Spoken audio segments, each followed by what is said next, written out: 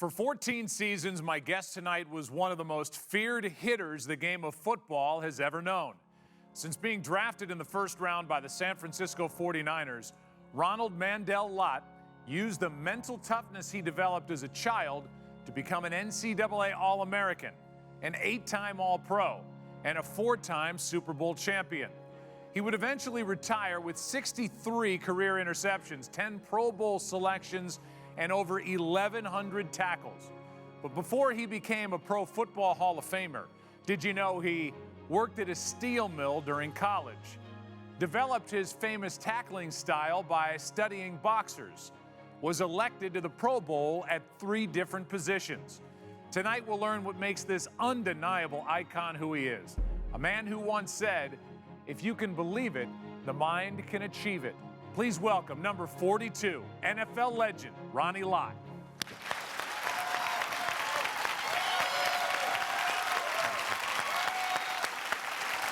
Thank you, buddy. Thank you. Thank you, guys. Thank you. You were even focused walking out here. That's the Ronnie Lott difference. That's the focus that I've seen from those eyes peering from behind that face mask all those years. Yeah, I mean, I think what's interesting to me about being focused is that you're always aware of the moment. And I'm a believer that you got to exhaust all moments in life. And I think a lot of times we forget to exhaust all moments. And being here with you and having this opportunity to chat with you and to talk with you, and yeah, you got to be in the moment. You got to really appreciate where you're at right now. Yeah, I think the story is so great. I mean, born in 1959 in Albuquerque. I know you moved shortly thereafter, but you're the oldest of 3. And I know, and there he is, a little Ronnie Lott up on the screen. Look at that. The hair, where did that all go? The hair? Yeah. I mean, and that looks like an interesting cut you were working back then, too. Oldest of 3, as I mentioned, and I would say, just knowing your story and having talked with your father, a kid who grew up in a household that was filled with love and parents who really showed their kids that they were all in with them. When I look back at my mom and dad, it was constantly the idea of what more can we do for you? And I think that when I think about our family and my brother and sister, it did have a lot of love, but more importantly, what can we do for you guys? How can we help you achieve your best? And I think the other thing that's really interesting to me was that you have to care. You know, sometimes we forget about caring for others and servicing for others. And I think that being a family member, and somebody puts us on this earth, we all have that responsibility of making sure that whether you like them or not, that you pay your respects to them. I love that you used to be kind of the water boy or the towel boy for your dad's basketball team when he was playing in these military rec leagues. He wanted you around exposed to those. Yeah, I think what was great about it for me was I was always in awe of the guys that made the military first team, or the military, or the all Air Force team, or the all Marine team, or the all service team. I was just in awe of people that could accomplish their best in their life. You got to Washington at an intense time in our nation's history. Martin Luther King Jr.'s assassinated, and there's rioting, and you saw that as a boy, and the buildings burning, and there was looting, and you went into some store to get candy or something, and then the cops show up, and you're running away hoping, what, they don't shoot at you? Like a lot of things in life, you run away to protect everything you have. And as we all know, when you're running away to protect everything you have, there's a sense of urgency. Running away from that fire and running away from the 7-Eleven that had burned down in our neighborhood, and to see, you know, the destruction at that time, again. I mean, what a mark that leaves. What experience, what did that teach you? We fight for the things that we think are right. And I think that at that time, there were a lot of people that said that this isn't right. And in sports, that's the essence of what makes sports so great is that you can find those moments where you can stand. And early on, I kind of realized that people do stand for certain causes. When you're 10 years old, your dad decides to move the family to California. I have to show you this picture because anybody who knows Ronnie Lott as an NFL player, this is a peewee football picture. Now that looks like a kid that's about to just light you up coming over the middle. I mean, come on, Ronnie, that's the look. I mean, that look never changed. So I'm about 10 years old. That's the San Bernardino Jets. And if you guys remember, there was this commercial Dick Butkus had. And my name is Dick Butkus, and my job is plugging holes. And, and I remember that commercial, and so I was trying to give that look at that time. That's your best Dick Butkus. That was my best Dick Butkus moment, man, is for everything I did, there's a moment that I can relate to another athlete that showed me how to act, what to be like. And so that was a Dick Butkus moment. At some point, football, you know that you can play this sport to a certain degree. Well, I didn't know. I wasn't one of those kids that grew up saying, boy, I'm going to make it into pro sports. I was one of those kids that was like, you mean, it's here in the now. It's being in the moment. And so you're not thinking down the road and, oh, I'm going to turn this into some multi-million-dollar career. No.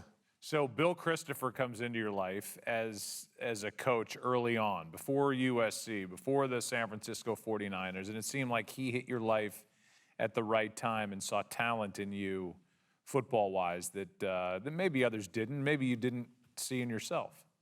Well, what Bill saw, Bill Christopher was the high school coach at Eisenhower High School, guys, and Bill put a lot of fire and passion into the idea of playing the game of football the right way, where he got us to not be average people, but people that were excited about playing the game, and he was very intense. Before every game, we would lay in the gym on the floor, and he'd have the lights out, and all of a sudden, the music of Patton would come on, and it would talk about Americans and why Americans win. And it would talk about the idea and the quest of why we are able to overcome. You were recruited so heavily, you had your own mailbox in the faculty lounge. This is Rialto, Eisenhower, so... Quit downplaying it. I mean, these were major programs that were looking at you. Yeah, there were major programs. Is it fair to say that you could have gone to, let's say, a lesser program and kind of been the big guy, the big new guy coming in, but one of the appealing aspects to going to USC was that you were going to be challenged, that you were now the little guy in the really big pond? I mean, football doesn't get any better than USC. Well, you know what? I thought about going to UCLA because I was a Bruins fan. I loved John Wooden. I loved everything about him. And then going to USC and Coach Robinson saying, look, if you come here, you could play as a freshman. Because UCLA and Terry Donahue said you're not going to play as a freshman. He said, no way you could play as a freshman. John Robinson was completely open to it.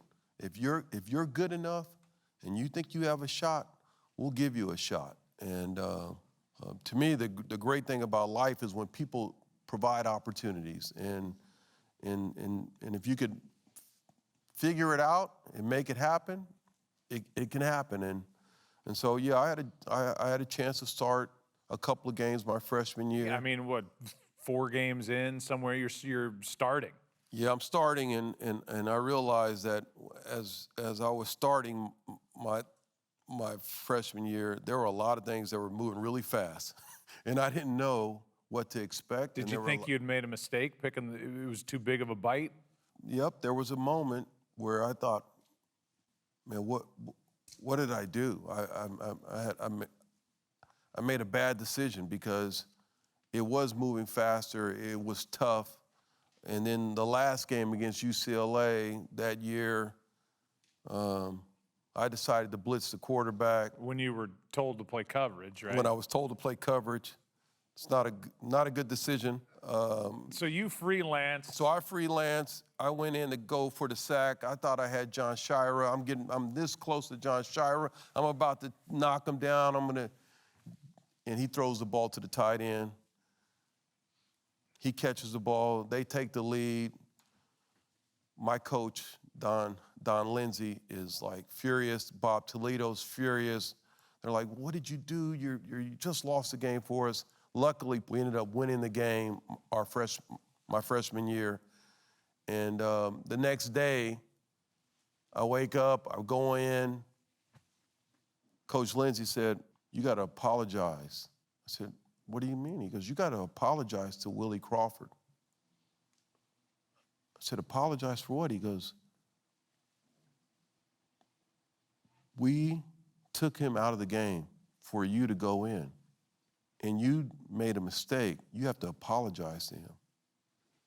And the feelings that I had at that moment of realizing that I had let the team down, I had let Willie down, and let a lot of people down, and to be humbled enough to be able to go in and say, "I'm sorry," I'll never forget that feeling. And I'll never forget that feeling for the rest of my life, because that's a feeling that I never want to ever happen in my life again, because it was just the toughest thing to make that kind of mistake, and to know that you cost a lot of people a lot of heartache for that one moment. I love the idea that after that freshman year, you go home, you cover the tight end mentally every day while you're working on your craft, but you also make the goal to, one, become a starter, full-time starter, and two, get your degree in 4 years, which was, semi-rare at that point to do it within the 4-year time period. Yeah, I think that the latter of those two, of knowing that, as John Robinson said, he goes, "You're a great competitor. You're doing everything you can, but you're not doing everything you can." And I was like, "What do you mean, Coach?" He goes, "You're not competing in everything you do in life." And I had never really thought about that or heard that. And to me, to this day, that was one of the great moments in my life when John said, "You got to compete in every aspect of your life." And so I decided to go to summer school for the next 3 years. And because I knew that I needed to compete every day. You have a chance to play as a sophomore Michigan in the Rose Bowl for the national championship, and I'm wondering what that's like for the intense Ronnie Lott preparing for a national championship game in the Rose Bowl against Michigan. Michigan was by far one of the best teams that we had faced. But playing in games like that, I realized that you're in front of 100,000 fans. It's the granddaddy. It's the biggest game of them all. There it is, and you end up as co-national champions with Alabama. Senior year, you're named captain by John Robinson. I mean, you think about, you come in and did I bite off more than I could chew? Everything's moving fast, and now you're All-American, you're captain, you've been national champion. Man, this is a tremendous career at USC that I know you're awfully proud of and should be. I'm really just proud of being there at the moment, and proud of just knowing. I'll never forget, somebody says, "Well, you're going to be running for the NFL." And I was like, "Running for the NFL for what?" And they said, "Well, you could possibly get drafted." And I was like, and they said, "You could be possibly a first-round pick." And I was like, "What?" Wait, you're not even thinking about the NFL or realizing where you stack up against the rest of the country? I know where I stacked up against the guys that were in college football. What'd you want to be? What were your goals then, if you're not thinking NFL? My goals at that time, were, I thought I was going to, if I left football, I was going to graduate, and I was going to go to the Air Force and try to be an officer in the Air Force. You wanted to follow in your dad's footsteps. Look, when I used to watch my dad put on that uniform, and when I used to have to shine his shoes, and I have to shine his belt buckle, and the pride that I had to take in making sure that I could see myself and knowing how and knowing what that meant, yeah, I was going in that direction. It had not worked out. I had an injury, but I knew that I had a career in doing that. Are you more proud of being the number 8 overall pick when you came out, or of getting your degree in 4 years? I'm more proud of getting my degree in 4 years. And the reason why I'm more proud of that is that to be the first in our family to graduate, education to me, even to this day, is so vital. Tell us what it was like to be drafted by the 49ers, a team that really hadn't been winning for a long time. Well, we didn't have ESPN. You didn't have any of the things to watch the draft. You're sitting there and you're, thinking, okay, the phone's gonna ring, and the phone rings. I'm like, oh, this is unbelievable. The phone's ringing. So I pick up the phone. It's Dennis Thurman. He goes, man, you're going to Green Bay. I go, what? He goes, you're going to Green Bay, man. You got to get that big raccoon coat on, and you're going to have a great time. And I was like, Green Bay? He goes, yep. And I was like, oh, my God, I'm going to Green Bay. He goes, just kidding. Oh, my God. So that was, because you had to wait for the call. And about an hour later or so, I get a call. Hey, this is Delia. I'm with the San Francisco 49ers, and we're here. We just drafted you. I'm so excited. I can't wait to see you. I'm like, no way. And nobody has any idea what this 49er machine is going to become. What are you thinking coming in? What do you want to be? Well, when I first got there, I remember Ray Rhodes saying to me, hey, look, stop standing in the back of the line. I was like, but Ray, I'm standing in the back of the line because I want to make sure I'm fitting in. I don't need to be in front. He's like, no, you got to move up to the front of the line. But there you are in 1981, and they move you to left corner. You're an unbelievable athlete, but the switch to left corner, I don't know that people understand how incredible that is, that you made that switch. What was that like, and were you prepared for it, and how did you prepare for the season at that spot? The hard part about being in that position is really having the confidence to believe that, like I had said, waking up every day, that you got a chance of making a great play. And you have a chance of recovering, and you have a chance of literally getting beat every play, and knowing that even though you got beat every play, you still have to come back.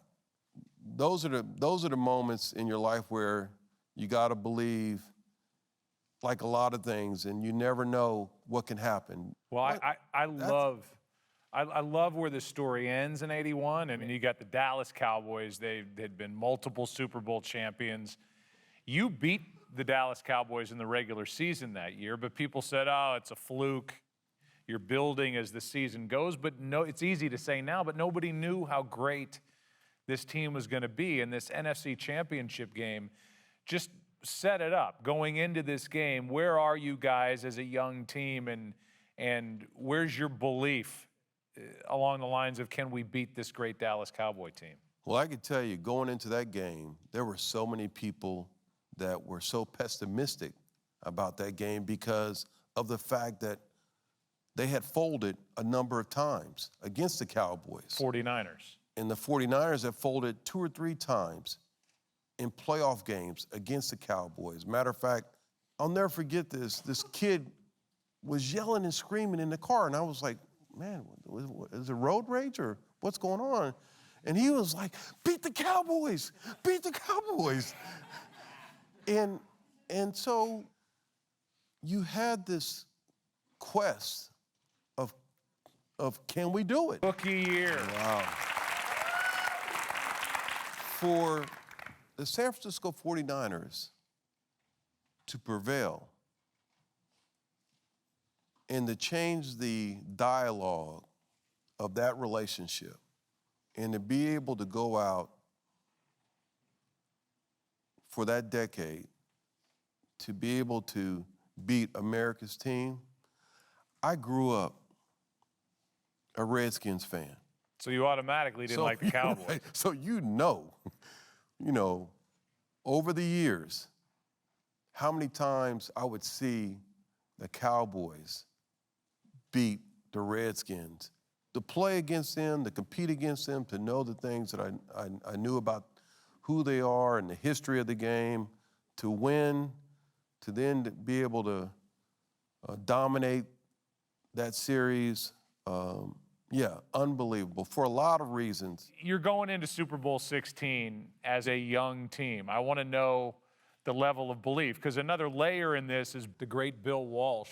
What did he teach you specifically? I've never seen anyone talk about excellence in a way that forced all of us to think about it to the point where it frustrated us. It was hard. That was Bill. Bill was just one of those guys that wanted excellence all the time. When we look at the highlights of Super Bowl 16, your first Super Bowl, this is a 20-7 game late in the third quarter, and Cincinnati has it inside the 10. And we want to show part of that defensive series for you guys. Go again, and that's what Forrest. That's a 26-21. They are the world champion, San Francisco 49ers. That's pretty cool. That's good to see, isn't it? I mean, that was a heck of a defensive stand there. How'd that feel? That felt unbelievable. You got to remember that in moments like that where you're sitting there and you have inches, and I always say this, is that how amazing that inches define your life. I want to know the hitting style. Okay. Right? I mean, I know the philosophies, but there had to be something that you were reading, studying, or is that just born into Ronnie Lott? The great thing about hitting, to me, the great thing about hitting is it's a belief. And the reason it's a belief is that there's an element inside you that allows you to be able to understand the belief. And I've seen it a number of times where not everyone is committed to the cause of the belief. And my point is that the belief around that is the same belief that we've seen so many great people find themselves working through. One of the great hitters of all time is Mike Tyson. I never watched the punch. I watched his legs. I watched his toes, because you could see the energy from his legs all the way through his torso, all the way up to his arms, and then you could see the punch. And you could realize why a guy of his size and his stature could go up against some of the best heavyweights of all time. Your hits built through your legs and came out, these kind of oversized shoulder pads. I mean, nobody wanted any part of you, but it was a full body effort on your part. I call it woo. And the reason I call it woo is because when I watch a game and I see that woo moment, it's funny because I'm starting to think about it. Right now, I feel like you're going to come across here and just jack me up. You set out the goal for yourself. Somebody said do it. Yeah. Find out who that was. Get him out of here right now. We have this quote on the wall. It says, if you can believe it, the mind can achieve it. I think this is a good time to drop that into this conversation, because that's what you're talking about. I mean, the mental side of it and the belief that you had when you were a player. Yeah, and it's so evident with everybody that we come across. It's so evident that when you are with a Jerry Rice that worked harder than anybody that's ever played the game. So there are a lot of things that I think we learn about sports that fundamentally keeps us going each and every day. And yeah, if you can believe it, you can achieve it. 1982, there's a strike-shortened season. 83, you guys lose to the Redskins. That's their moment in the sun. And then 84, it comes back around. And, you know, we have another Super Bowl for this 49er team in the '84 season. Tell me about that. And, you know, you'd been through a couple of down years, you know, certainly frustrating in '82. But, you know, where are you as a group? And, you know, there are some who think this, you know, we're getting into the real, this is the crest of the wave for that first version of the 49er team. Yeah, I think that where we're at is that 83 game of losing that game, the way we lost it, losing it in Washington, knowing that we had a shot, knowing that we were coming back, knowing that we had all of this, you know, momentum and to find a way at the end of that game, which it was a penalty called on me, to lose that game. They then come back the next season and then play the Super Bowl at Stanford. Yeah, you're playing in Stanford Stadium, and you're playing a Miami Dolphins team that's got this guy, Dan Marino, who threw for 48 touchdowns, 5,000 plus yards, and you are going around telling the media, oh, we can't cover these guys. You're like playing mind games before the game ever starts. You're telling everybody, oh, we got no chance. We can't. It's the great Miami Dolphins. This is Dan Marino. We can't cover these guys. I mean, that's hilarious to me. Playing a little gamesmanship, but as we all know, when you think of that team and you think about what they were able to do that year, I mean, they were phenomenal. I mean, the Bears couldn't stop them. I mean, there were a lot of people that really had a tough time playing against this team. And I think what's interesting to me about Dan and the quest was Dan was one of those guys, and still is.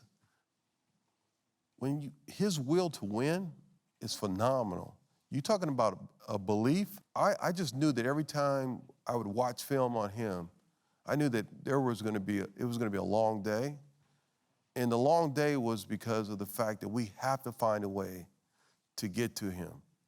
So it's interesting because early in that game. No, I was thinking like, and like I said, maybe we can't cover him. Mind games, and it might be true. True, exactly. So that's not a good start. That's not a good start. That's when your booty hole is really tight. That is not a good start. What specific adjustments did you guys make? I think we had to, in that game, we started playing a little bit more man-to-man. We started forcing ourselves to get up on them. As you saw, they were running wide open. I think we came out with this thought of maybe we could play zone defense. And clearly, playing zone defense against Dan and knowing Dan like I know him, it is very difficult to play zone defense. He'll find holes. He's going to find holes. And so in a game like this, we had to change our coverages. We had to change the complexity of what we needed to do to win the game. Let's see how Super Bowl 19 ended. A lot of time. Marino had to hurry as the safety blitz for the 49ers was on. Frustrating afternoon for the Dolphins and head coach Don Shula. Super Bowl 19 is in the record book. I feel like there's like two incarnations of the 49ers, but is that the best team you were a part of? It's funny because I think that was the best team. And I've had friends that have said, no, that's not the best team. You think of the 88 team. I mean, now you're talking about Jerry Rice and that Taylor. group. But I think that this team, the 84 team, was the best team. And the reason I think it was the best team, if you go man to man and you go down the roster and you look at all the great players that we had, all the talent we had on both sides, it's a really great group of collective athletes who really cared about being their best. What's your dad saying about all this success, and where's he on this ride with you? Well, I think Dad at this time is sitting there probably going, I don't understand all of it. I'm having a lot of fun. The great thing that people don't appreciate is that the fun that your parents are having or the fun that your family's having, in our case, was a little bit different. And the reason it was a little bit different is that we had this incredible owner. And this incredible owner that we had a way of allowing every member to feel like they were so important to the outcome of the game. Because Eddie DeBartolo, before... He was a giver, right? He was a giver, and before every Super Bowl, he would buy or give or hand out to every family member something. And I'll never forget my mother saying, this is unbelievable. I never thought that anybody cared. To me, it felt like a family, right? It felt like a family. More importantly, he created this idea of being accountable to each other all the time, in every aspect. And what it created was everybody wanted to come play for the 49ers. 85, you moved back to safety. And I'm wondering I know you had a shoulder injury that was involved in there a little bit, but what was the driving force to get you off corner back to safety? We played against the Miami Dolphins earlier in 85, and Nat Moore kept turning me around like I was a little spin school, and he kept getting me out of position, and I realized, and the coaches realized that my corner days are over with. And so that changed the dynamics of our group to the point where, you know, a year later, 2 years later, now we have a whole new secondary. One of the great things that Bill Walsh was able to do from 84 to the 88 Super Bowl was he was able to literally change the whole team. Well, fair enough to say that Bill didn't fall in love with anybody over the years? It's fair enough to say that Bill didn't fall in love with anyone. Yeah, he was willing to say goodbye. Yeah, he was willing to say it, but the great thing about a coach is that if you think about any great business, you have to be able to say goodbye to some great employee. You have to let somebody go, even though when they're not ready. And Bill was one of those guys that would say, look, I know I'm gonna have to cut you before you're ready, but it's gonna happen.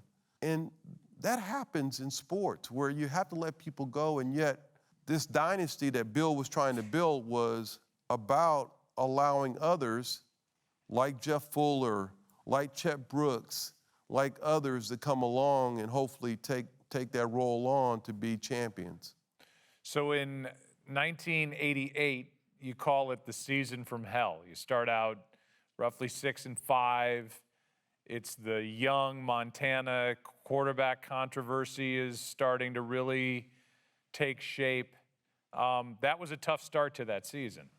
That was a tough start for that season, and the reason why it was a tough start is that in the 87 season, Joe got hurt. We're not really sure if he's gonna make it. Is he gonna be around? And now we got a quarterback controversy. And we got a quarterback controversy because Steve Young finishes out the year, has a great playoff game, tries to bring us back, and we go into training camp, and I know this, that training camp was uncomfortable for a lot of people. Well, I mean, my God, you've got the great Joe Montana, you've got Steve Young, who's a Hall of Famer himself, eventually.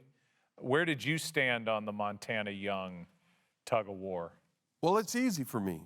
And the reason it was easy for me was that it's easy to stand on the side of Joe.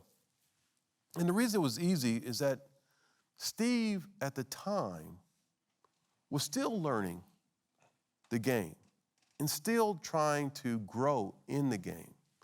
And eventually, we get to a point and I think we end up losing to the Raiders, and we lose to the Raiders, and after that game, we decided as a team, if we're gonna lose because somebody beat us, not because we gave the game away. Who stepped to the center of that room? Who led that conversation? Am I sitting near that person? Well, at that moment, yeah. That moment, the reason I felt like I had to say that is that we were going down. And we were going down for all the wrong reasons. We were going down because we were distracted. We were going down because we didn't care. We were going down and we didn't even realize that we were going down because fundamentally we didn't care for each other. And so we decided quickly that if we're going to lose, let's lose exhausting every moment. Let's lose giving everything that we possibly can give. And it worked. I mean, think about where you ended up. You went from that, literally a divided locker room, physically a divided locker room, into the Super Bowl. And your opponent is Cincinnati again, and they have a running back by the name of Ickey Woods that I guess the younger generation now knows as somebody who spikes meat in a supermarket. But back then, he was this serious, big-time running back and somebody that you said going in, we're not going to see any Ickey shuffle in this upcoming Super Bowl. Well, I can tell you this. I wanted to make sure that Ickey Woods knew that I'm going to respect him, but he's going to respect me. So he sees you in the hole, or more, I guess said properly, you see him in the hole, and we will see a woo hit in these highlights of Super Bowl 23. 35 of the first quarter. Prescient words by Dick Enberg. So you got another. Yes. But you heard Dick Enberg say on the way out, we wonder if that ride that Bill Walsh was going to take on the shoulders of players was going to be his last, and it was. It was his last, and I think what's amazing to me was here was a guy who was at the pinnacle, and I remember sitting there talking with him about all of this, and I know that he wished that he hadn't. Were you disappointed with how he left? I was disappointed with the fact that we never really got to say goodbye, that we didn't really have a way of saying goodbye. It's tough when people decide in how they handle their closure, and it was tough. At the same time, George Seifert was going to step in his shoes, and there were other people that were trying to step in his shoes, and a lot of us we were pulling for George. We wanted George to get the job. He was the right guy. He was your position coach. He was my position coach, but then he was also the defensive coordinator. We all felt that he was the right guy, and he steps in and takes us back to the Super Bowl. We were on a mission, and the reason we were on a mission because we knew that if we don't get back to the Super Bowl, then this is all for naught. That Super Bowl was about Bill. It wasn't about our team. It wasn't about all the things that he had built, the culture that he had put in place. So somebody on the outside could read it like you're saying, well, we wanted to prove that we could win without Bill Walsh. And you're not disagreeing with that, but I think for the right reasons. You wanted to prove that you could win without Bill Walsh because of what Bill Walsh had built over the years, and with his exit, your success doesn't leave with him. All of us was on this quest of saying, hey man, we respect you, Bill, but we respect you because you gave us so much. And you gave us so much that we have to find a way to live up to his excellence. Well, that next year, you do play in the Super Bowl with George Seifert as head coach. You do win it after Bill Walsh has left. I mean, it's a blowout. 55-10 was the final in that Super Bowl. How'd that feel? I remember running off the field after that game, and Guy McIntyre says, you know what? That wasn't our best game. That was not our best game. And I remember sitting there looking at him saying, you know what? He's right. 55-10 in the Super Bowl was not your best.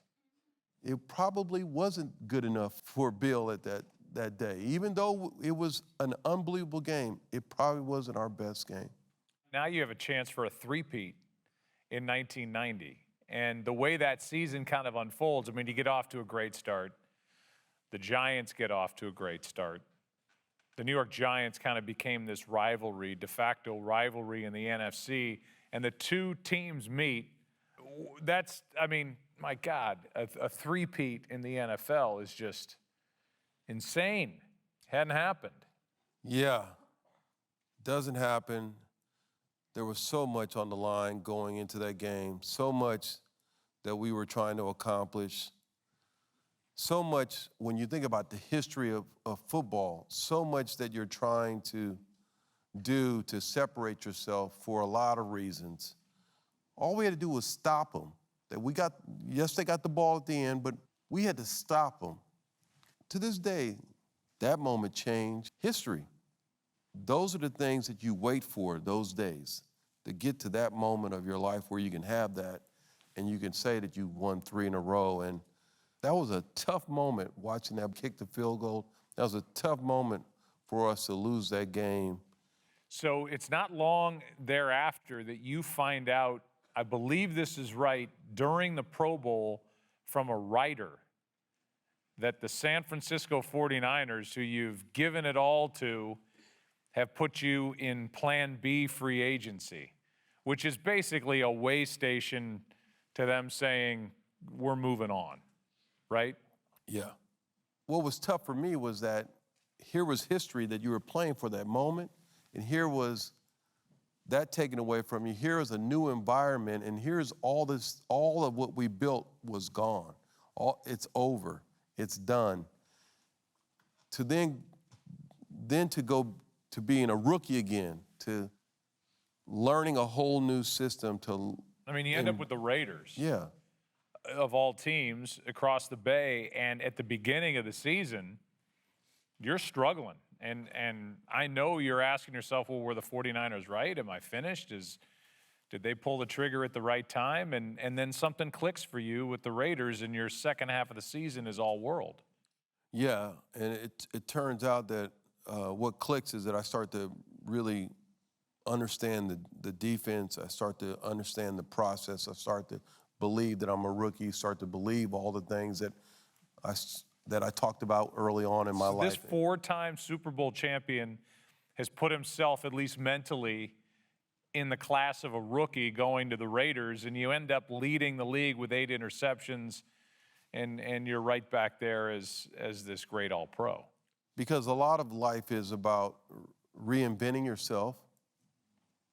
It's repurposing the opportunity that you believe in, knowing that if you just trust it, that it will come to you. I think we spend so much time thinking about the past and not thinking about the future. So you go from the Raiders to the Jets to the Chiefs for a short while, and then you retire. Any regrets as to how it all ended? When you come in this game or you come into anything, you give everything you can. You try to get as much respect as you possibly can, and then you leave. You don't have any regrets. You exhaust moments, you exhaust life, and you move on. And you got to ultimately try to do that in other aspects of your life, or you'll miss those great moments. You'll miss the great moments that are around us, around all of us. And so I'm trying not to miss those great moments. You have a great moment when you go into the Hall of Fame because of who presented you. Yeah, my dad presented me at the Hall of Fame, and that was a great moment thank you. Man, that's so cool to share that moment with your father. Yeah, because as he said, and as he's done all his life, is give everything he can. He's respect everything that he's done with helping our family. And I really believe that those moments are meant for him. Those moments are meant for all the sacrifices that he gave us. It's meant for him because of all the things that he had to endure growing up and being who he is. I think the great thing about life is you got to tip your hat. And the way you tip your hat is moments where you can allow him to illuminate all of what he's done for our family. And that moment then became as much about him as it did about you. It did. And for a lot of reasons, it should be. It should be. So here's my last question. What's next? What's next for you? What's next for me, and I really say this all the time, don't know what's next. What I do know is that I got to exhaust the moment. I really want to try to exhaust the moment. More importantly, I think one of the great things about being in this setting is that hopefully people walk away understanding that there's more than just a guy going out trying to do woo. That I'm trying to do woo every day. And I'm trying to live woo every day. That's great. So here it is. Hold on. You didn't sign up for this, but this is how we end the show. And don't woo me after I ask you a couple of these. Would you rather have X-ray vision or bionic hearing? I think I'd go with the hearing. And the reason why I want to go with the hearing is that, think about how many plays that I would have been able to listen to. Think of how many plays I would have been able to listen to. Sometimes it seemed like you could hear. I wanted to hear more. Okay. Would you rather be a master of every instrument or be fluent in every language? I would rather be fluent in every language because I still think that I haven't connected to as many people as I should be able to connect to. Would you rather only be able to watch horror movies or only Lifetime movies? I'm going to say this right now. I don't watch horror movies, so. So you're like Ronnie Lott in front of a Lifetime movie or like Lonesome Dove or something. Oh, yeah, that may look all day long for me. And finally, what makes a great tackler? A great tackler is a person who understands his soul and is able to express it in a way that every time he allows all the energy to come out, that we see it and we feel it when he hits someone. And that not only do we feel it and see it, that it gives us a little woo. Ladies and gentlemen, the master of woo, Ronnie Lott. Thank you, guys. Awesome. Thank you.